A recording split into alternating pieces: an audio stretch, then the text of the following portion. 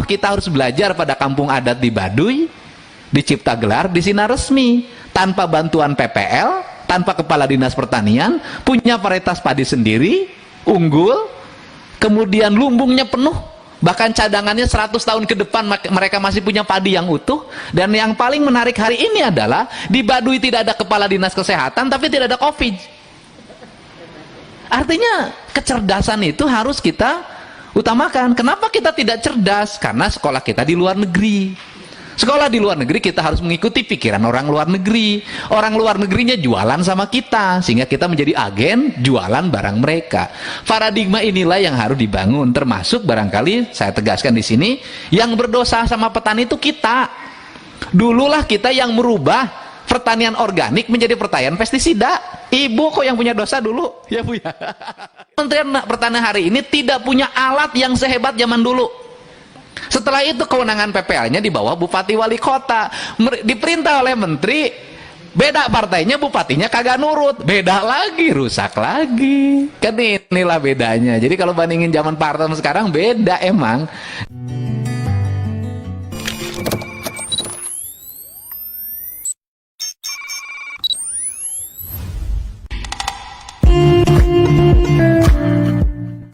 Terima kasih Yang Mulia Ketua Komisi 4. Pada saat ini kita akan memasuki proses dialogis kita untuk menyelesaikan berbagai hal yang telah tadi dipaparkan. Dengan titik sentral utama adalah, pertama, pupuk. Kita tidak ingin lagi sudah naik HET-nya, pupuknya kurang di lapangan. Itu yang pertama. Yang kedua, beras stoknya harus aman. Dan Pak Kementan sebagai panglima perang pembela petani, jangan jatuhin lagi harga beras yang sudah murah sekarang. Menurut saya sangat murah, dengan perilaku oknum yang mengatas nama BUMN melakukan impor beras yang dengan harga dibanderol Rp9.000 di pasar Cipinang. Dan kemarin Pak Dirjen Tanaman Pangannya sudah menyampaikan, sudah disampaikan ke Bareskrim. Sudah sampai di mana Bareskrimnya, siapa pelakunya, jangan sampai hanya laporan tidak ada tindak lanjut. Saya paham Pak Menteri ada cara pandang yang berbeda antara cara berpikir produktif dengan cara berpikir dagang. Kalau Pak Menteri cara berpikirnya produksi, yang dilindungi petani dengan produksinya, walaupun misalnya kualitas produksi tanaman pangan kita belum sesuai dengan apa yang diinginkan, yang diharapkan. Tetapi kita juga tahu di mitra sebelah kita senangnya adalah beli di sana 9.000, jual di sini 9.500. Untungnya lebih cepat. Kalau petani bisa dapat untung itu harus 4 bulan, berkeringat, berpanas-panasan, berlumur dengan tanah. Kalau mereka dapat untung bisa di balik meja. Saya selalu membagi 2 kualifikasi. Di Indonesia ini ada 3 kualifikasi. Pertama, ada kualifikasi pengusaha, dia bahagia dengan produksi, dia bermodal dan menambah jumlah karyawan, walaupun rugi dia tetap memproduksi. Itu pengusaha. Yang kedua, pedagang, dia hanya menghitung berapa beli, berapa jual. Yang ketiga, calo. Nah, kalau calo, ya ikut, nggak modal dapat untung. Nah, ini yang ingin ditekankan oleh kita, jangan sampai ada 2 lembaga, 2 kamar, perilakunya berbeda. Nah, itu yang disalahi nanti Menteri Pertanian lagi. Kemudian yang berikutnya adalah fokus anggaran. Refocusing ini kita ingin harapkan, fokus anggaran sekarang itu adalah mendorong pada apa yang menjadi kebutuhan publik. Saya kemarin tegaskan kepada Dirjen, misalnya di pengadaan. Kalau kira-kira pengadaan tidak efektif, ngangkut sapi dari satu provinsi ke provinsi lain, kenapa tidak dibuat dengan pola bantuan keuangan seperti yang dilakukan dengan pola UPO? Ternyata di lapangan, sapi yang pengadaan Kementan dengan sapi yang UPO diadakan oleh masyarakat jauh lebih gede. Yang diadakan oleh masyarakat lebih simpel, membuat ekonomi berputar. Kenapa? Belinya di pasar desa, bandar lokalnya kebagian untung. Jadi semua ekonomi yang kita harapkan ini tidak hanya dikelola oleh para pengusaha tertentu.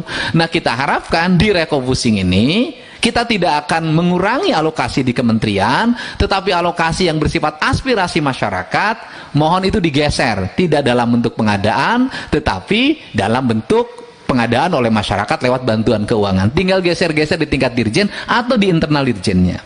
Yang berikutnya adalah pengadaan alat mesin.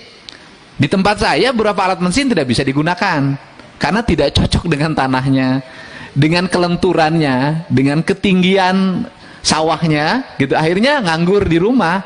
Nah, ke depan menurut saya bisa saja kalau alat mesin yang tidak efektif itu digeser saja, masih di bidang infrastruktur, digeser ke infrastruktur pertanian.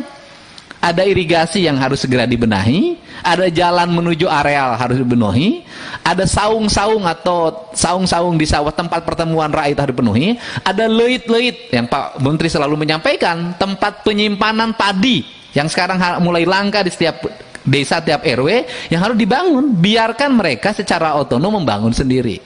Saya tadi di belakang menyampaikan, toh kita harus belajar pada kampung adat di Baduy, di Ciptagelar, di Sinar Resmi. Tanpa bantuan PPL, tanpa kepala dinas pertanian, punya varietas padi sendiri, unggul, kemudian lumbungnya penuh, bahkan cadangannya 100 tahun ke depan mereka masih punya padi yang utuh. Dan yang paling menarik hari ini adalah di Baduy tidak ada kepala dinas kesehatan, tapi tidak ada COVID. Artinya kecerdasan itu harus kita utamakan. Kenapa kita tidak cerdas? Karena sekolah kita di luar negeri. Sekolah di luar negeri kita harus mengikuti pikiran orang luar negeri. Orang luar negerinya jualan sama kita, sehingga kita menjadi agen jualan barang mereka. Paradigma inilah yang harus dibangun, termasuk barangkali saya tegaskan di sini, yang berdosa sama petani itu kita.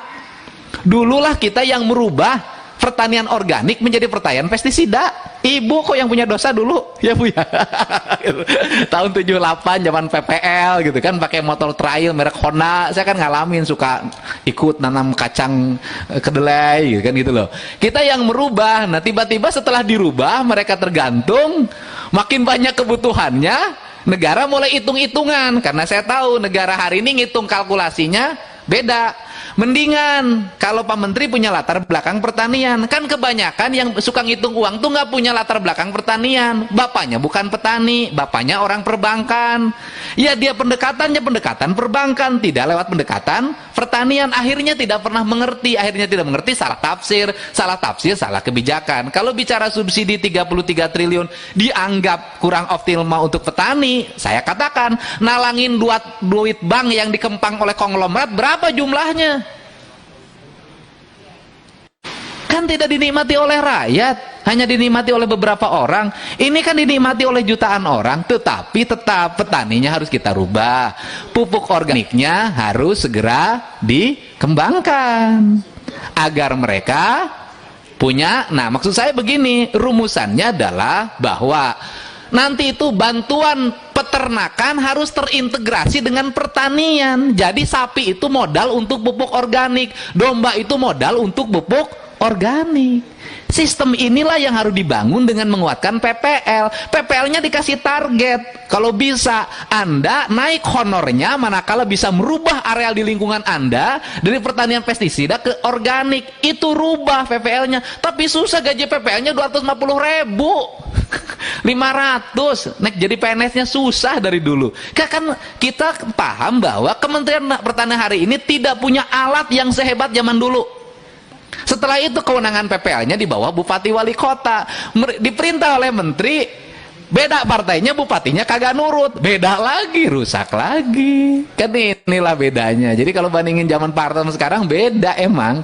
Nah, ini yang menjadi fokus kita. Ini harapan Pak Slamet, harapan yang lain. Tadi infrastruktur pertanian yang kecil-kecil naik dengan menggeser hal-hal yang tidak penting. Bantuan untuk sapi, domba naik dengan menggeser hal yang pengadaan. Tidak akan mengganggu kewenangan yang dimiliki oleh pertanian. Jadi kita ingin ini berjalan dengan baik. harapannya ke situ. Secara teknis kan tidak mungkin dibicarakan dalam forum terbuka begini karena ngitungnya udah angka.